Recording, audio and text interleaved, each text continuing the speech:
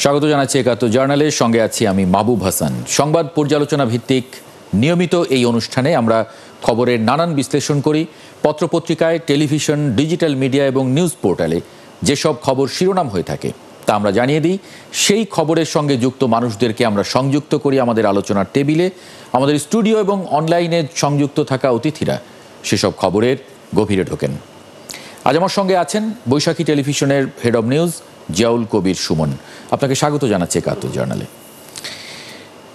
দর্শক, বিভিন্ন সময়ে খবর পর্যালোচনায় আরও অতিথি পর্যায়ক্রমে আমাদের সঙ্গে যুক্ত হবেন। দুর্গাপূজা যাতে শান্তিপূর্ণ না হতে পারে সেজন্য খাগড়াছড়ির ঘটনা স্বরাষ্ট্র উপদেষ্টা এই মন্তব্য করেছেন এবং সেখানে ওনার বক্তব্য আছে যে সন্ত্রাসীরা সব জায়গায় চেষ্টা করবে, তাদের দেশে এবং দেশের বাইরে কিছু মদতদাতা রয়েছে, তাদের বিষয়ে আপনারা সতর্ক থাকবেন। উনি শারদীয় দুর্গাপুজো উপলক্ষে মঙ্গলবার বিকেলে রাজধানীর ঢাকেশ্বরী জাতীয় মন্দির পরিদর্শন শেষে এসব কথা বলেছেন। আরও অনেক কথা বলেছেন, কিন্তু মোটা দাগে এগুলোই সংবাদের শিরোনাম হয়ে উঠে এসেছে। এটা নিয়ে একটু কথা বলতে চাই। এই পর্যায়ে একটু যুক্ত করে নেব মোহাম্মদ আব্দুল সালাম, বিএনপি চেয়ারপারসনের উপদেষ্টা, ওনাকে একটু যুক্ত করব। সঙ্গে মাওলানা মোহাম্মদ আব্দুল জব্বার, কেন্দ্রীয় কর্মপরিষদ সদস্য, বাংলাদেশ জামায়াতে ইসলামী। আপনাদের স্বাগত জানাচ্ছি একাত্তর জার্নালে। শুরুতে মাওলানা মোহাম্মদ আব্দুল জব্বার, আপনাকে দিয়ে আলোচনাটা একটু শুরু করি। স্বরাষ্ট্র উপদেষ্টার যে মন্তব্য, দেশে এবং দেশের বাইরে মদতদাতা আছে, বারবার পাহাড়ের ঘটনায় এরকম আমরা অনেক ধরনের ইন্ধনের কথা শুনি, অনেক ঘটনা বারবার ঘটে যায়, কিন্তু পাহাড় শান্ত হয় না, মাঝে মাঝেই অশান্ত থাকে, আশঙ্কা থাকে সবসময়। কেন, কি মনে হয় আপনার? ধন্যবাদ একাত্তর জার্নালের আজকের এই আয়োজনে আমাকে সম্পৃক্ত করার জন্য। উপস্থিত সম্মানিত সহ আলোচক বৃন্দ এবং দর্শক মন্ডলী, আসসালামু আলাইকুম রহমতুল্লাহ বারাকাতুহু। অত্যন্ত গুরুত্বপূর্ণ একটি বিষয় নিয়ে আলোচনার আলোকপাত শুরু করেছেন। স্বরাষ্ট্র উপদেষ্টার যে মন্তব্য বা আশঙ্কার যে বিষয়টা উপস্থাপন করেছেন, এটি শুধু এখনকার সময় এই কয়েকদিন ধরে আমরা এটা নিয়ে আশঙ্কিত এরকম নয়, বরং এটি দীর্ঘ সময় ধরে এটি নানাভাবে চলছিল। অনেক সময় এটি নিউজে এসেছে, অনেক সময় পর্দার অন্তরালে রয়ে গিয়েছে।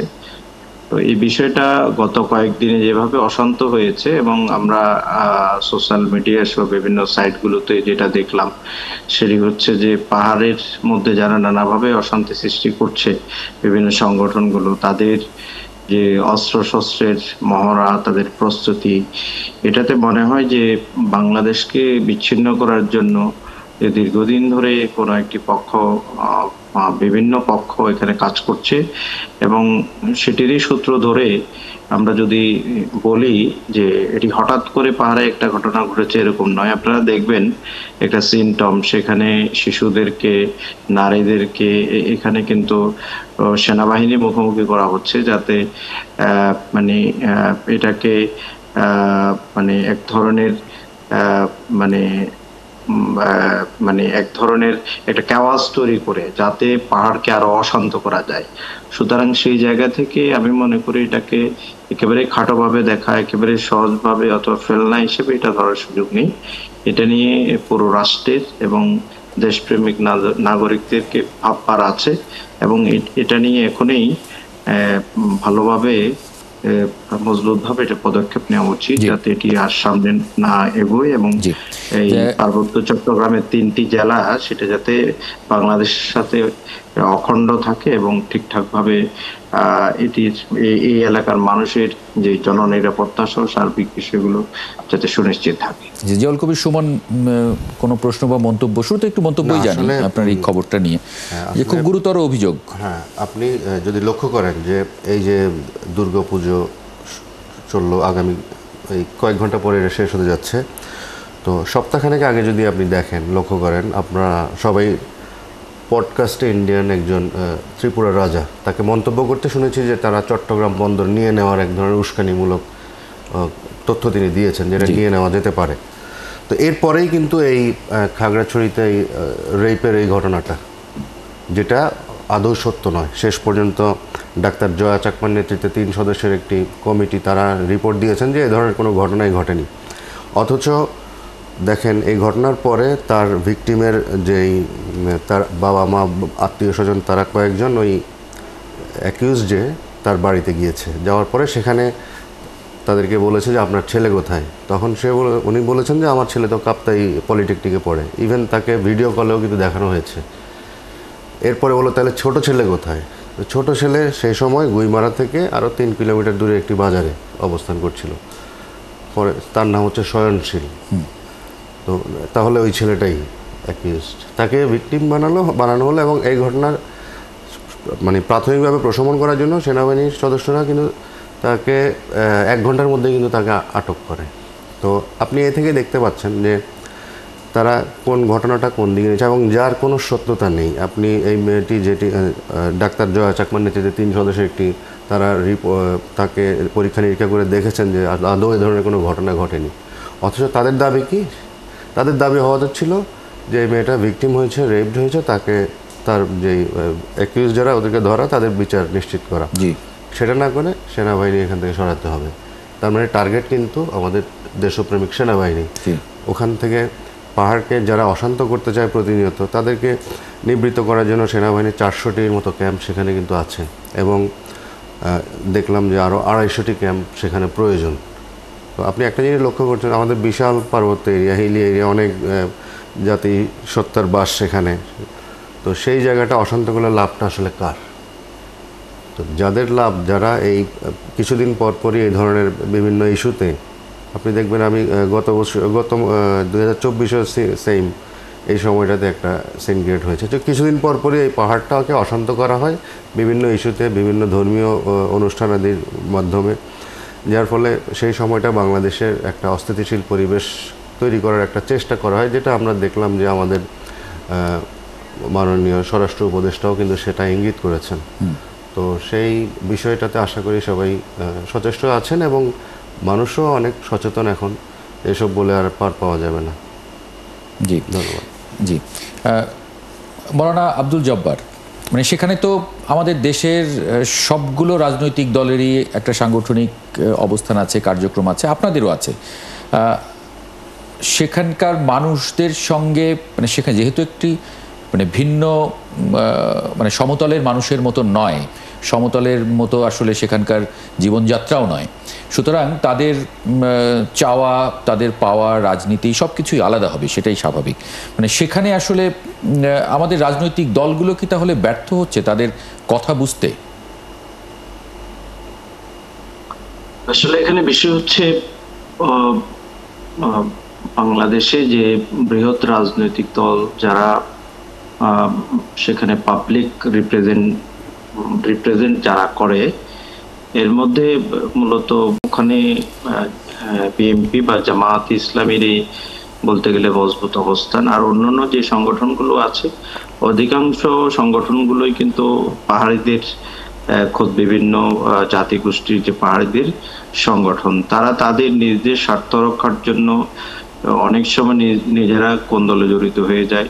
আবার অনেক সময় অন্যান্য যে পররাষ্ট্রগুলো যারা আমাদের দেশের স্বার্থ নষ্ট করে তাদের স্বার্থকে এখানে উদ্ধার করতে চায়, তারা বিভিন্ন সময় এদেরকে অ্যাকোমোডেট করে, অর্গানাইজ করে আমাদের এগেইনস্টে লাগানোর জন্য চেষ্টা করে। তো এখানে হচ্ছে রাজনীতি বুঝার বিষয় না, বিষয়টা হচ্ছে যে সরাসরি তারা বিভিন্ন রাষ্ট্র দ্বারা, পার্শ্ববর্তী যে কিছু রাষ্ট্র আছে, আলোচক বলেছেন, তাদের দ্বারা প্রভাবিত হয়ে সেই কাজটা করছে। এখন সেই ক্ষেত্রে বিষয়টা হলো যে এখানে শুধু রাজনৈতিক ইনভলভমেন্টের মাধ্যমে এটা কিন্তু এই কেওয়াস সমাধান করা যাবে না। এটা পুরোপুরি সরকার, প্রশাসন, সেনাবাহিনী সবাইকে মিলিয়ে এবং তাদেরকেও ইনভলভ করতে হবে যারা এটার সাথে কেওয়াস মধ্যে আছে। একসময় শান্তি বাহিনীকে নিরস্ত্র করা হয়েছিল, এখন তাদের মধ্যে কেউ কেউ ও তাদের প্ররোচনায় উদ্বুদ্ধ হয়ে অস্ত্রশস্ত্র তারা যোগান দিচ্ছে এবং নানাভাবে নতুন করে এই দেশ থেকে এটাকে বিচ্ছিন্ন করার জন্য চেষ্টা করছে। সুতরাং এটা শুধু রাজনৈতিক দলের উপর বর্তায় এরকম না, অবশ্যই তাদের দায়িত্ব আছে, কিন্তু এই পরিস্থিতি মোকাবেলা সবাই মিলে কিন্তু করতে হবে। মানে সবাই সেখানে কি মানে এটা তো একটা রাজনৈতিক সমস্যা কিনা, মানে সেখানে কি শক্তি প্রয়োগ করতে হবে, মানে আপনার মানে ইঙ্গিতটা আসলে সেরকম কিনা?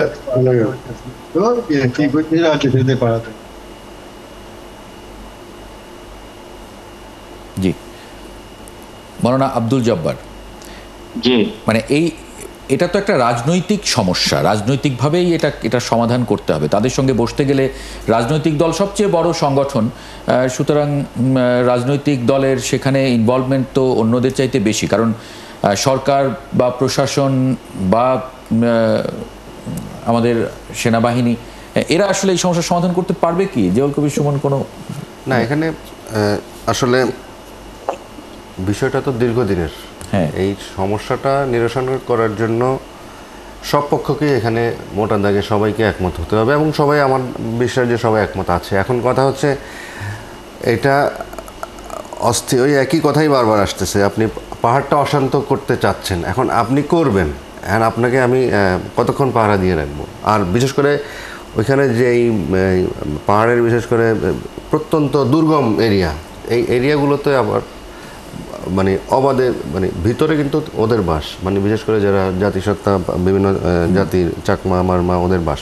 তো যার ফলে তারা যদি একটা ইনসিডেন্ট বা একটা অকারেন্স করে বা নিজেরাই মারামারি করে, ধরেন একটা এই অপপ্রচার বা এগুলোর মধ্যে দায় দিয়ে দিল, তখন এটা কে নিরসন করবে? এই জন্য আপনার যারা বাঙালি আছেন এবং বিশেষ করে ওইসব জাতিসত্তার যারা নেতৃবৃন্দ আছেন, তাদেরকে যদি এখানে এঙ্গেজ করা যায়, এবং পাশাপাশি আমাদের সেনাবাহিনী, আমাদের আইনশৃঙ্খলা বাহিনী, রাজনৈতিক দলগুলো সবাই মিলে এই মানে বিশাল এই এরিয়াটাকে শান্ত করার জন্য তারা নিজেরাই উদ্যোগী হতে পারেন। এর পাশাপাশি দর্শকের পর্যায়ে একটা ছোট্ট বিরতি নিয়ে একাত্তর জার্নালে একটু ফেরত আসছি, সঙ্গে থাকবেন আশা করি। সংবাদ ভিত্তিক টেলিভিশনগুলোর সংবাদ শিরোনামগুলো দেখে নিলাম, আগেই পরিচয় করিয়ে দিয়েছিলাম। এই পর্যায়ে যুক্ত হয়েছেন মোহাম্মদ আব্দুস সালাম, বিএনপি চেয়ারপারসনের উপদেষ্টা। আপনাকে স্বাগত জানাচ্ছি একাত্তর জার্নালে। আরেকটি খুব গুরুত্বপূর্ণ খবর, আজকে রুহুল কবির রিজভী আহমেদ বলেছেন, প্রধান উপদেষ্টার যে নিউ ইয়র্কের একটি গণমাধ্যমে সাক্ষাৎকারকে কেন্দ্র করে সেখানে অনেকগুলো মন্তব্য করেছেন, তারই একটি মন্তব্য দিয়ে একটু আলোচনাটা শুরু করতে চাই। তিনি বলেছেন যে অনেকেই জামায়াতকে ছায়া সরকার বলে উল্লেখ করেছে, তবে বিএনপির লক্ষ্য দেশকে অবাধ ও সুষ্ঠু নির্বাচনের দিকে নিয়ে যাওয়া। শিক্ষাক্ষেত্র এবং স্বাস্থ্য খাত সহ গুরুত্বপূর্ণ জায়গায় যোগ্য ব্যক্তিদের রাখতে চায় বিএনপি, শুধু ছায়া সরকারের লোকজন নয়। মাওলানা আব্দুল জব্বার, আপনার একটু মন্তব্য একটু আশা করছি শুরুতে একটু নিয়ে নেই। জি, ধন্যবাদ। আমাদের রুহুল কবির রিজভী সাহেব, তিনি বিএনপি সিনিয়র নেতা, তিনি ছায়া সরকার কি হিসাবে চিন্তা করেছেন অথবা মন্তব্য করেছেন সেই বক্তব্য তিনি দিতে পারবেন। তবে ওনার বিগত সময়ের কয়েকটা যে বক্তব্য, সেই বক্তব্যে আমার মনে হচ্ছে তিনি বলতে চাচ্ছেন যে জামাত ইসলামী সব জায়গায়, বিএনপির পাশাপাশি জামাত ইসলামীরও শিক্ষা প্রতিষ্ঠান সহ বিভিন্ন জায়গায় সেই অবস্থান রয়েছে তিনি মনে করছেন। সেই জায়গা থেকে হয়তো তিনি এটি বলেছেন, এবং বলেছেন যে সেটার পরিবর্তে ওনারা যদি ক্ষমতায় যান তাহলে যোগ্য ব্যক্তিদেরকে সেই গুরুত্বপূর্ণ জায়গাগুলোতে প্রতিষ্ঠিত করবেন। আসলে জামাত ইসলামীর আমির ডাক্তার শফিকুর রহমান সাহেব কিন্তু এটা বলছিলেন। হয়তো অনেকে অনেক কিছু মন্তব্য করতে পারে, চিন্তা করতে পারে, হ্যাঁ, এখন ইন্টারিম গভর্নমেন্ট তাদের পলিসি চিন্তা অনুযায়ী সেখানে ব্যক্তিদেরকে বসিয়েছেন। সামনে যারা সরকার পরিচালনা করবে, এটা শুধু জামাত ইসলামী নয়, যে কোনো দলেই সরকার গঠন করুক সামনে, আমার মনে হয় 5 আগস্টের পরে মানুষের মধ্যে একটা প্রত্যাশা জেগেছে যে দলীয় বিবেচনা না হয়ে যে রাষ্ট্রকে যারা ঠিকঠাকভাবে পরিচালনা করতে পারবে, রাষ্ট্রের টোটাল অর্গানাগ্রাম যেগুলো আছে, যেগুলোর মাধ্যমে রাষ্ট্র পরিচালিত হয়, আমাদের শিক্ষা প্রতিষ্ঠান থেকে শুরু করে সব জায়গায় যদি সেই উপযুক্ত ব্যক্তিদেরকে যদি নিয়োগ দেওয়ার সেই বড় মন, চিন্তা, দৃষ্টিভঙ্গি এই রাজনৈতিক দল সহ সংশ্লিষ্ট ব্যক্তিদের থাকে, তাহলে আমাদের দেশের জনগণ ভালো থাকবে, রাষ্ট্র ভালো থাকবে, এবং রাষ্ট্রের মধ্যে আপনি প্রশ্ন রেখেছেন যে ছায়া সরকার বলতে কি উল্লেখ করেছেন উনি, যদি একটু মোহাম্মদ আব্দুস সালাম আপনার কাছে যাই, মানে জামায়াতকে ছায়া সরকার বলে উল্লেখ করেছেন, অনেকে উল্লেখ করেন এইরকম। রুহুল কবির রিজভী এই মন্তব্য করেছেন। রুহুল কবির রিজভী বলেননি যে জামায়াত ছায়া সরকার, মানে এই সরকারকে জামায়াতের ছায়া সরকার, সেটা বলেননি, অনেকে বলেন বলে তিনি বলেছেন। আব্দুল সালাম, মানে কি বলবেন? আমরা তো যেটা চাই যে এটাকে নিরপেক্ষ সরকার, আচরণ সবকিছুতেই থাকবে, প্রজা ক্ষেত্রেই থাকবে, আজকে শুধু সবকিছুতে। আর এখন যতই নির্বাচন ঘনিয়ে আসছে তখন তো এই বিষয়টা আরো আসবে, যাতে প্রশাসন যাতে একটা নিরপেক্ষ থাকে। এইটা চাওয়ার মধ্যে দিয়ে তো কোনো ভুল নাই। এবং এটা অবশ্যই আরেকটা হলো যে একটা জিনিস তো আমাদের মনে রাখা দরকার, যে বিগত ফ্যাসিবাদ তৈরি হলো কিন্তু দলীয়করণ করতে, যে প্রশাসন সহ সর্বত্র যখন সে দলীয়করণ করেছে এবং মেধার বিকল্প হিসাবে সে দলীয় দলকে বেছে নিয়েছে, মেধাকে বেছে নেয় নাই, তখনই কিন্তু আসলে সবকিছুতে ধস নেমেছে। সেই কারণে বিএনপি বিশ্বাস করে যে আজকে মেধার মূল্যায়ন করতে হবে, এবং যখন আমরা কোনো কিছু দলীয়করণ করতে যাব তখন কিন্তু মেধার সঠিক মানে চর্চা বা মেধাকে কাজে লাগানোর যে বিষয়টা, সেটা কিন্তু সেটা যথারীতি হবে না। আমরা চাই যে মেধার মূল্যায়ন, কারণ এটা তো ঠিক যে আজকে দেখেন যে আজকের যে সরকার, যে ইন্টেরিয়াম যে গভর্নমেন্ট গঠিত হয়েছে, এটাও তো আজকে প্রশ্ন যে আজকে প্রফেসর ইউনূস সাহেব বা দুই একজন ছাড়া বাকিগুলোকে মনেই করে না লোকজন যে তারা আজকে ক্যাপাবল এই ধরনের একটা সময় একটা সরকার পরিচালনায়। তাই কাজে সরকারের বিভিন্ন ক্ষেত্রেও যদি সেই ব্যর্থতাটা থাকে, তাহলে সেটা জন্য তো সাফার করবে দেশ, সাফার করবে জনগণ। কাজে আমরা চাই যে মেধাবী লোকগুলোকে যাতে, এবং যার যার যেখানে থাকা দরকার, সে কোন দলের সেটা বড় প্রশ্ন না, সে যদি মেধাবী হয়, ভালো হয় এবং সে গ্রহণযোগ্য হয়, এবং যখনই যে যেখানে যাবে সে যাতে নিরপেক্ষভাবে দায়িত্বটা পালন করতে পারে। কারণ আজকে সব জায়গায় সংস্কারের কথা, বিশেষ করে সংস্কারকারী রাজনৈতিক দল, এগুলোকেই কিন্তু আজকে সংস্কারের কথা বেশি বলা হয়েছে।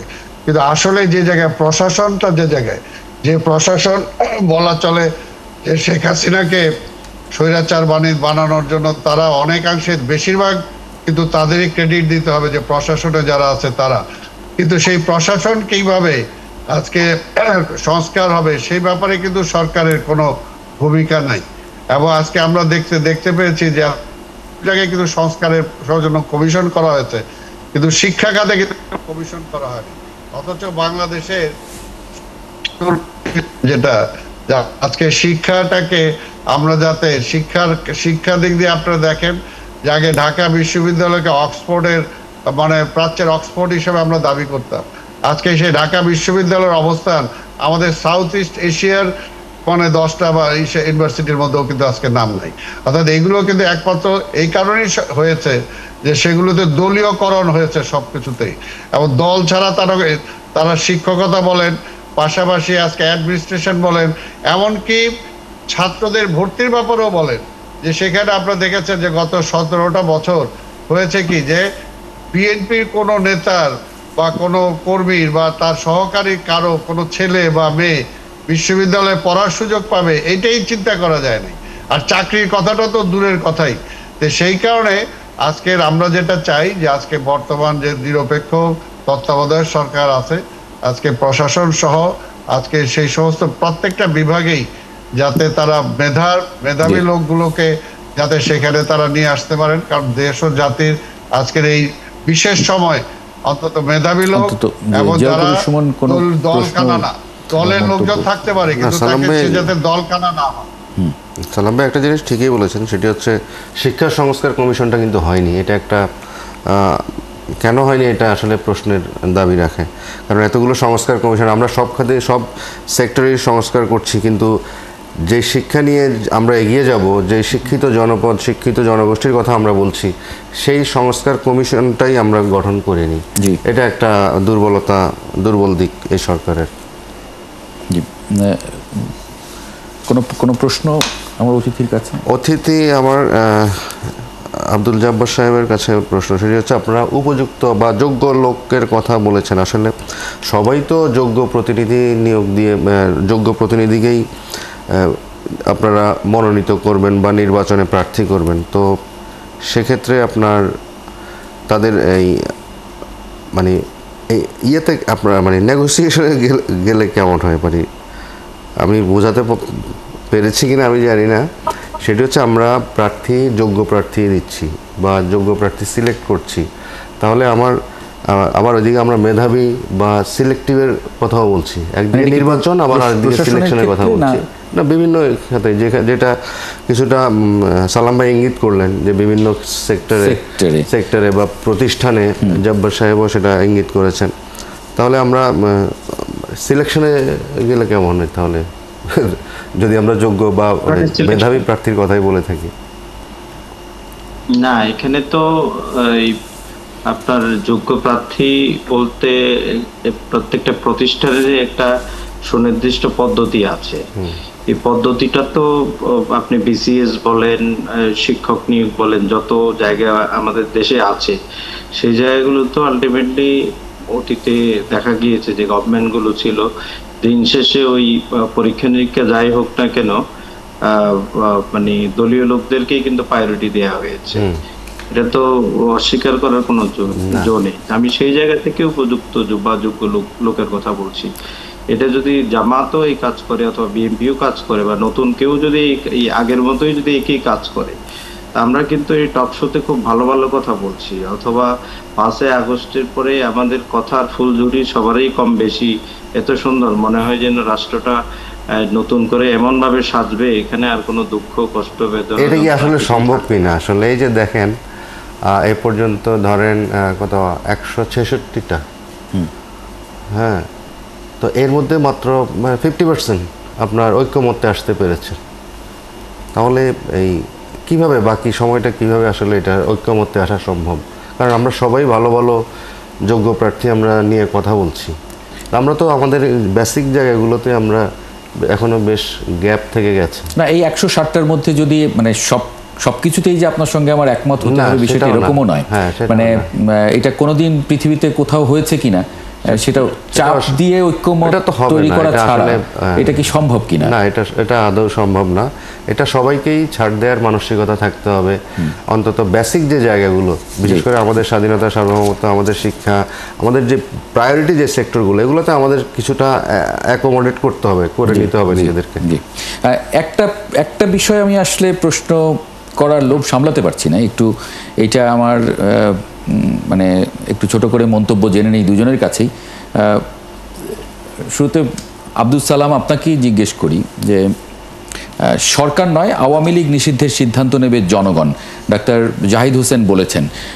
বিশেষ করে এই প্রসঙ্গটা আবার নতুন করে এসেছে, আওয়ামী লীগ নিষিদ্ধ হওয়ার প্রসঙ্গটা, সেটা প্রধান উপদেষ্টার একটা ইন্টারভিউ নিউ ইয়র্কে, সেই ইন্টারভিউকে কেন্দ্র করে পরবর্তীতে আজকে আইন উপদেষ্টা বলেছেন যে এটা নিষেধাজ্ঞা উঠিয়ে নেওয়া হবে এমন কোনো সম্ভাবনা নেই।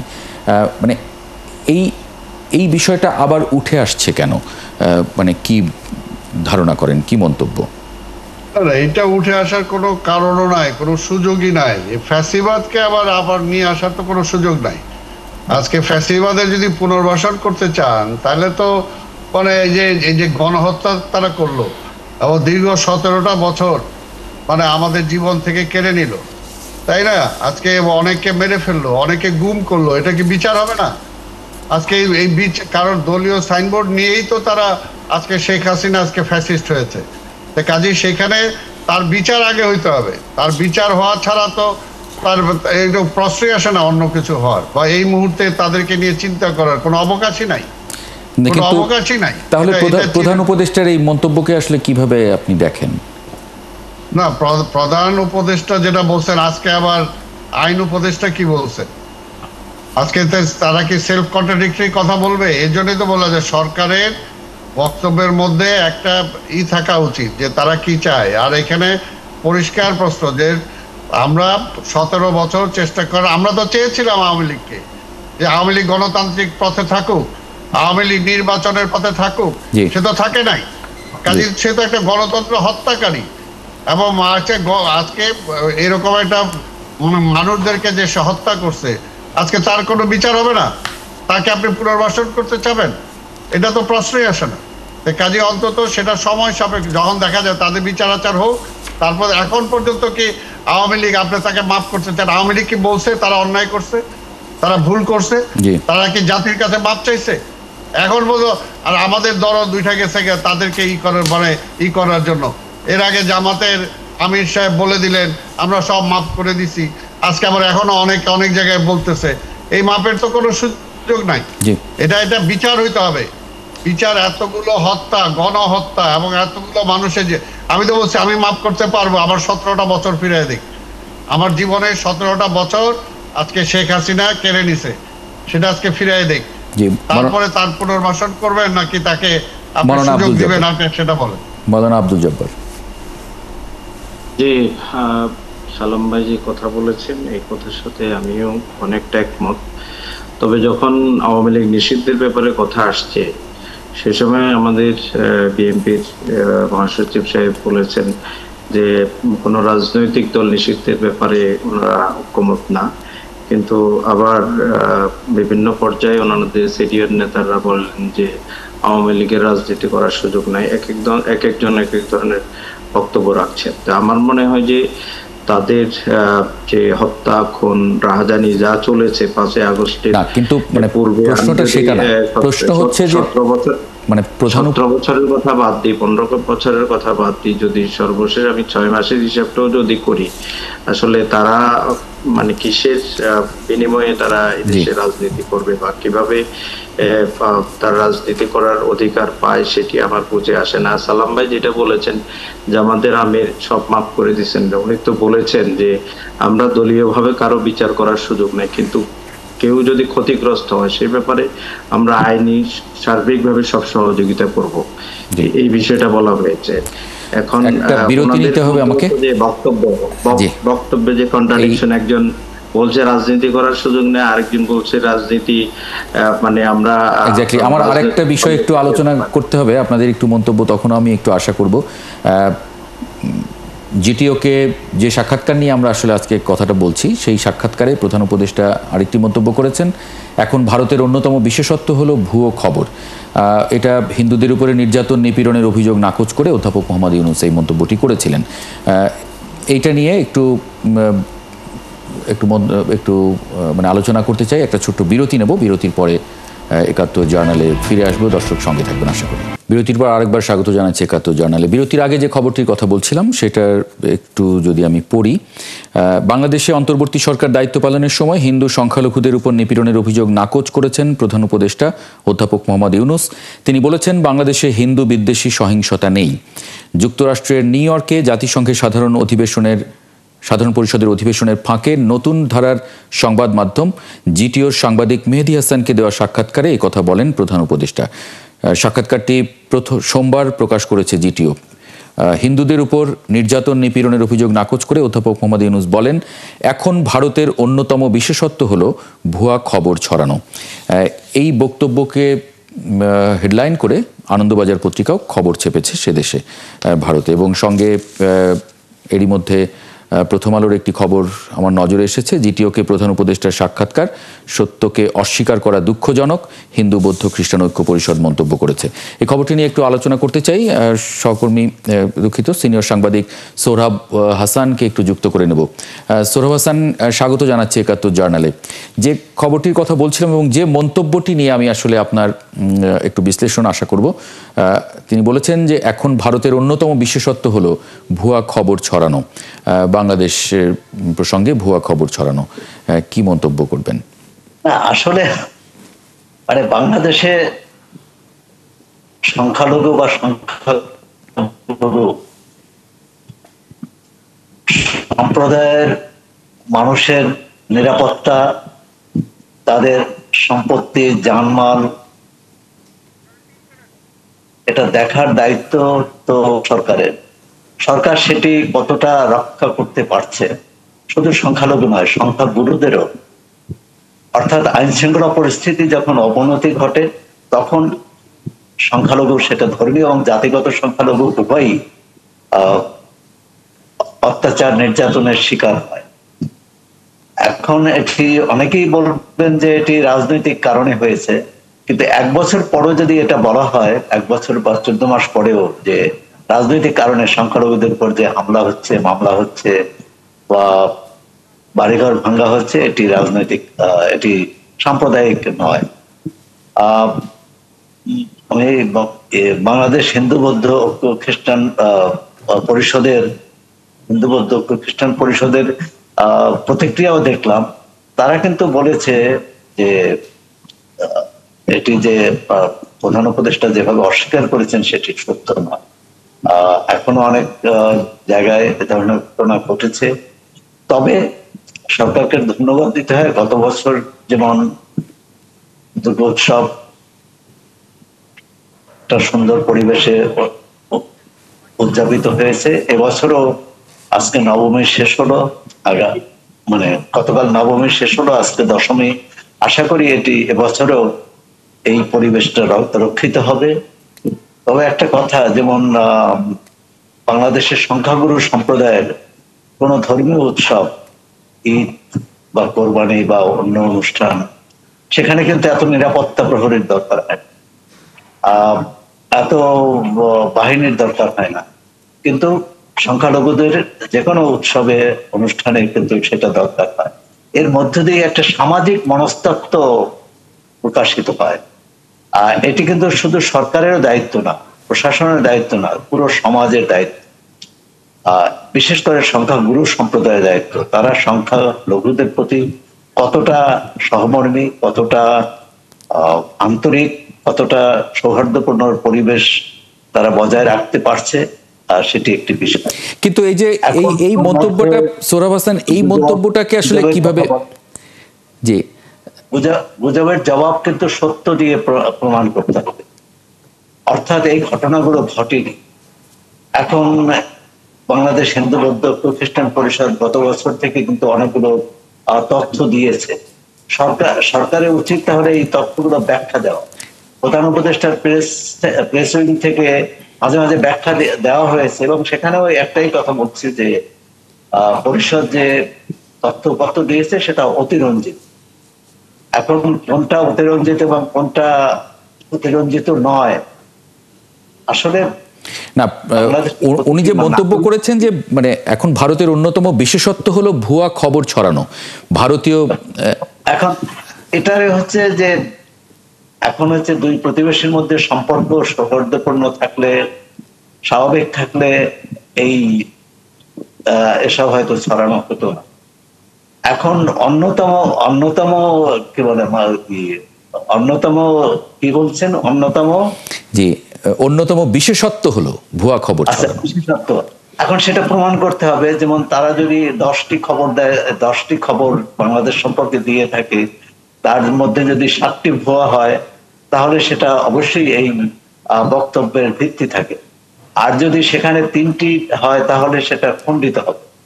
আর সুতরাং আমাদের প্রমাণ করতে হবে প্রথমে যে এখানে এই ধরনের ঘটনা ঘটেনি, বা ধরনের ঘটনা আমরা ঘটতে দেইনি। আমরা যখন এই ধর্মীয় সংখ্যালঘুদের সম্পর্কে কথা বলছি, তখন দেখুন পার্বত্য চট্টগ্রাম, সেখানে কি ঘটেছে। সেখানে একটি পাহাড়ি মেয়ে ধর্ষিত হয়েছে, আর সেই ঘটনার জের ধরে সেখানে সংঘর্ষ হয়েছে, এবং পরবর্তীকালে 3 জন মারা গেলেন, তারা কিন্তু সেই পাহাড়ি সম্প্রদায়। এখন রাষ্ট্র এবং নাগরিকের সম্পর্কটা কি? নাগরিককে নিয়েই তো রাষ্ট্র, কোন জাতি, কোন ধর্মের, সেটা তো দেখার বিষয় না।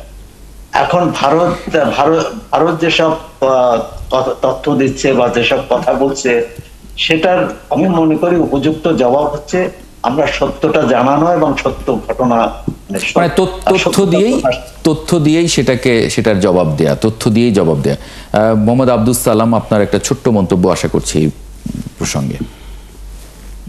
না, এটা তো সত্যি কথা যে আজকে ভারত 5ই আগস্টের পর থেকে এখন পর্যন্ত বাংলাদেশের বর্তমান অবস্থাটাকে তারা মেনে নিতে পারে নাই।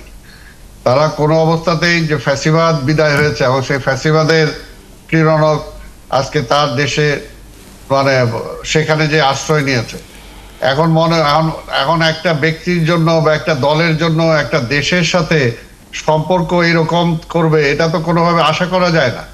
কারণ রাষ্ট্র তো রাষ্ট্রের সাথে সম্পর্ক হবে, রাষ্ট্রের সম্পর্ক কি কোনো ব্যক্তির সাথে বা কোনো দলের সাথে হতে পারে?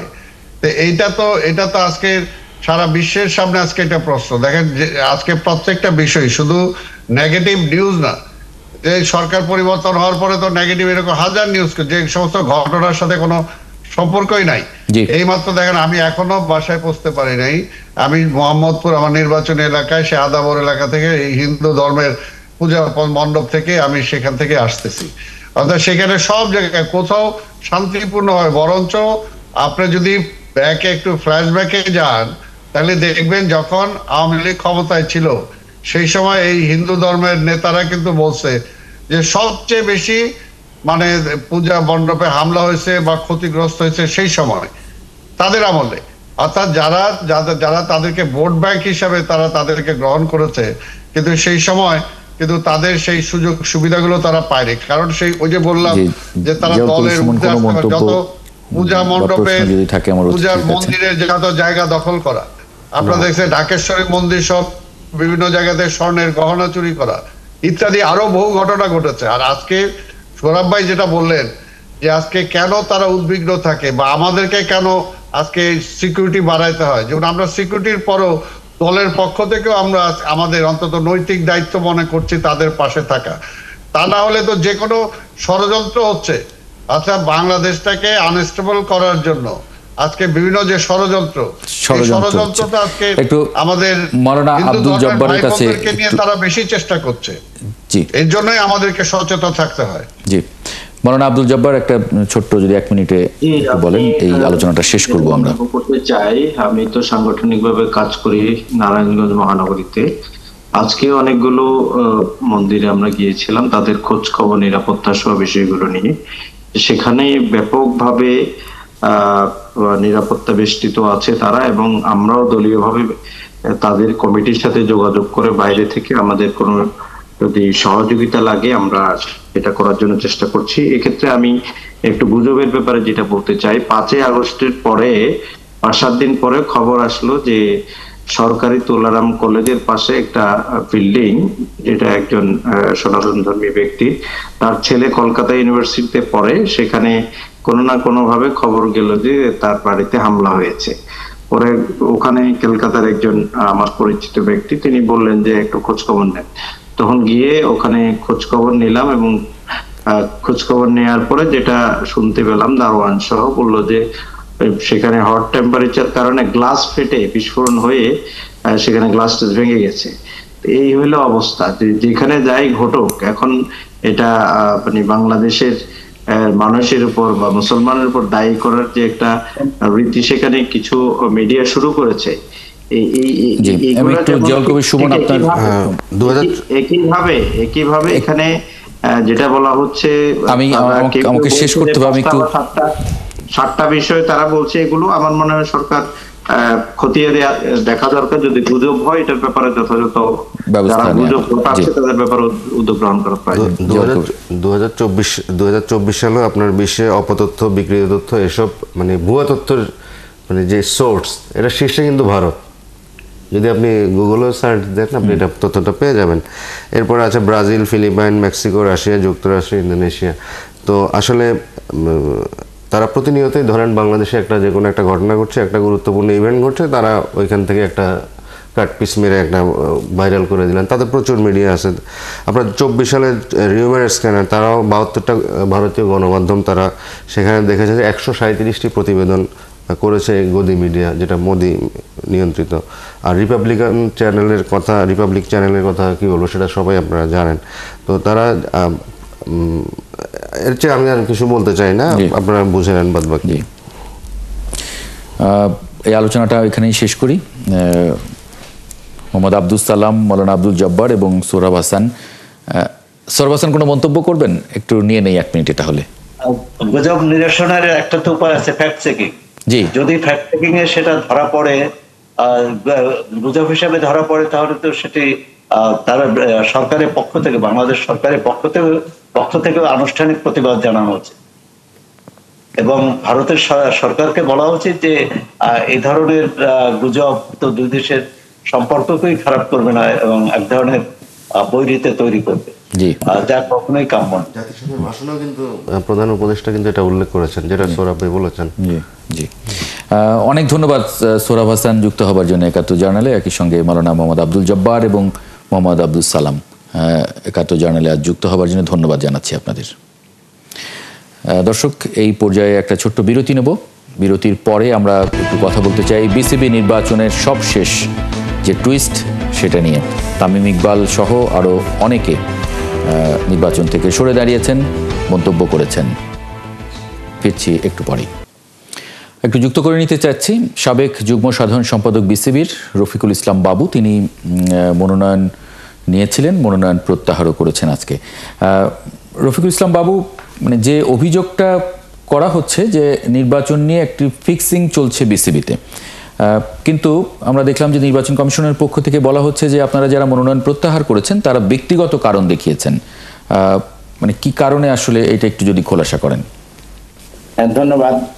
আপনারা জানেন যে আসন্ন বিসিবির নির্বাচনে আমরা একটি সুষ্ঠু সুন্দর একটা গ্রহণযোগ্য নির্বাচন চেয়েছিলাম গত 5ই আগস্টের পরে। কারণ গত 17 বছর আমরা কিন্তু বিসিবিতে তেমন সুন্দর কোনো নির্বাচন আমরা দেখতে পাইনি। তো আমাদের লক্ষ্য ছিল যে 5ই আগস্টের পরে এমন একটি পরিবেশে নির্বাচন হবে যেটা সবার কাছে গ্রহণযোগ্য হবে এবং একটা এক্সাম্পল হয়ে থাকবে। কিন্তু আনফরচুনেটলি আমরা দেখলাম যে এখানে মানে দফায় দফায় হস্তক্ষেপ হচ্ছে। কারণ আপনি দেখেছেন যে প্রথমে কিন্তু জেলা বিভাগ ক্যাটাগরিতে কিন্তু অনেকের কাউন্সিলর বাদ দেওয়া হচ্ছে আনফরচুনেটলি। তারপরে ক্লাব ক্রিকেটের ভিতরে হস্তক্ষেপ, যেমন প্রথমে কিন্তু ক্লাবগুলিকে 15টা ক্লাব যেটা নিয়ে অবজেকশন ছিল, যে ক্লাবগুলি নিয়ে বিতর্ক ছিল, সেগুলি নিয়ে প্রথমে বিসিবির বোর্ড মিটিং এ এই ক্লাবগুলির ব্যাপারে আলোচনা হয়। সেখানে কিন্তু সবাই কিন্তু ঐক্যমতে পৌঁছেছিল যে এই ক্লাবগুলি সঠিক আছে এবং তারা বিসিবির নির্বাচনে তাদের পক্ষ থেকে কাউন্সিলররা অংশগ্রহণ করতে পারবে। তারপরে যখন কাউন্সিলর চাওয়া হলো, তারপরে আবার কিন্তু এরকম চূড়ান্ত লিস্টে কিন্তু এই 15টি ক্লাবকে বাদ দিয়ে কিন্তু কাউন্সিলর লিস্ট প্রেরণ মানে নাম টাঙানো হয়। তখনই আমরা কিন্তু এখানে তো আদালতের নিষেধাজ্ঞার কথা বলা হয়েছে, এখানে তো আদালতের নিষেধাজ্ঞার কথা বলা হয়েছে 15টি ক্লাবের ব্যাপারে। না, আমি বলছি, আমি পিছন থেকে আসছি। জি। তারপরে কিন্তু সেখানে নির্বাচন কমিশন কিন্তু একটা স্টেজে এসে বলল যে এগুলি বৈধ, তাদের কাউন্সিলরের নাম পাঠানো হয়েছে, তারা যথারীতি এই নির্বাচনে অংশগ্রহণ করার ক্ষেত্রেও কিন্তু অনেকে এখানে অংশগ্রহণ করেছে এই ক্লাবগুলি থেকে। সুতরাং তারপরে হঠাৎ করে নির্বাচন মানে একদিন আগে আমরা গতকালকে আমরা দেখলাম যে এই ক্লাবগুলির ক্ষেত্রে মানে আদালতে একটি নিষেধাজ্ঞা এসেছে, রিট করা হয়েছে। এবং আশ্চর্যজনক হলেও সত্য যে আপনি দেখেন যে রিটকারী ফারুক আহমেদ 5ই আগস্টের পরে যে বাংলাদেশে যে ক্রিকেট খেলা হয়েছে, লিগ হয়েছে, ঢাকা ক্রিকেট লিগের যে ম্যাচগুলি হয়েছে, তৃতীয় বিভাগ, দ্বিতীয় বিভাগ, সেখানে কিন্তু এই ক্লাবগুলি তার অধীনে কিন্তু অংশগ্রহণ করেছে। আশ্চর্যজনক ভাবেও সত্য যে উনি আবার এই ক্লাবগুলিকে অবৈধ বলে আখ্যা দিয়ে আদালতে রিট করেছে। এটা একটা কেমন হলো, জিনিসটা কারো কাছে গ্রহণযোগ্য হয়নি যে একদিকে যেমন এগুলির অস্তিত্ব স্বীকার করা হয়েছে, তারা খেলেছে, অন্যদিকে আবার রিট করেছে একই ব্যক্তি। তো আপনারা তাহলে এটা প্রত্যাহার মানে এই কারণগুলো উল্লেখ না করে নির্বাচনে ফিক্সিং চলছে এইটা বা উদ্দেশ্যমূলকভাবে নির্বাচন করা হচ্ছে এটা উল্লেখ না করে আপনারা ব্যক্তিগত কারণ উল্লেখ করলেন কেন? এটা একটা নাম না, মানে সাধারণভাবে আমরা বলেছি যে ব্যক্তিগতভাবে। আমরা স্পেসিফিক কারণগুলি আমরা এখন বলছি এবং আমরা আদালতেও যে হয়তো বলবো এগুলি যে এইভাবে অন্যায়ভাবে এই ক্লাবগুলি বাদ দেওয়া হয়েছে। কারণ মানে আপনারা কি আদালতে যাবেন এখন? আমরা চিন্তা ভাবনা করছি যে কি করা যায়, এগুলি নিয়ে আমরা চিন্তা ভাবনা করছি। আগামীকালকেও আমরা এগুলি নিয়ে বসবো, এই ক্লাবগুলি নিয়ে বসবো। কারণ ইসি যেখানে এই ক্লাবগুলিকে বলেছে যে এরা বৈধ ক্লাব, তারা নির্বাচনে অংশগ্রহণ করার ক্ষেত্রে কোনো বাধা নেই, সুতরাং তারপরে আবার আদালতে যে রিট হয়েছে এটা উদ্দেশ্য প্রণোদিত, কারণ নির্বাচনকে ব্যাহত করার জন্য এটাই যথেষ্ট। আর একটি জিনিস আমি না বললেই নয়, এই ক্লাবগুলিতে আপনারা দেখেছেন যে গত 5ই আগস্টের পরে লিগে এবং তার আগে কয়েক বছর লিগে প্রায় 300-350 ক্রিকেটার খেলেছে, তারা আর্থিকভাবে বেনিফিটেড হয়েছে এবং নির্বাচনের ক্ষেত্রে শুধু এই ক্লাবগুলিকে বাদ দেওয়া হয়েছে। এটার উদ্দেশ্যটা মোটেও সঠিক ছিল না। তো আমরা চাই যে একটা সঠিক সিদ্ধান্তে আসুক। এখনো আমরা ক্রিকেটকে কলুষিত হতে দেব না। আমরা মানে এই 15টা ক্লাবগুলিকে নিয়ে, মানে এই 15টা ক্লাবের যদি ভোটাধিকার থাকতো প্রতিনিধিদের, তাহলে কি আপনারা নির্বাচনে থাকতেন?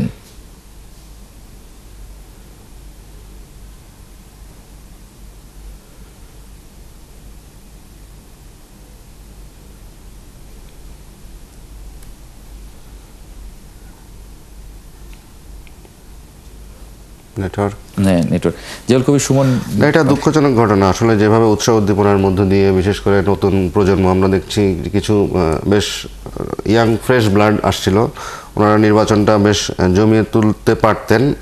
তো তারা হয়তো ফিল করছেন যে বিভিন্নভাবে এখানে হস্তক্ষেপ হচ্ছে এবং সেই কারণে তারা ব্যক্তিগত কারণ দেখিয়ে সেটা, তো এটা অ্যাভয়েড করতে পারলে খুব ভালো হতো আর কি। আমরা চেয়েছিলাম যে একটা ভালো স্বচ্ছ নির্বাচন, এটা সবারই প্রত্যাশা। বিশেষ করে ক্রিকেটকে ঘিরে বাংলাদেশের একটা বিশাল জনগোষ্ঠী, তারা ক্রিকেটের দিকে তাকিয়ে থাকেন এবং এখানে তরুণদের ইনভলভমেন্টটা বেশি। তো সেক্ষেত্রে এটা স্বচ্ছভাবে হলেই ভালো হতো।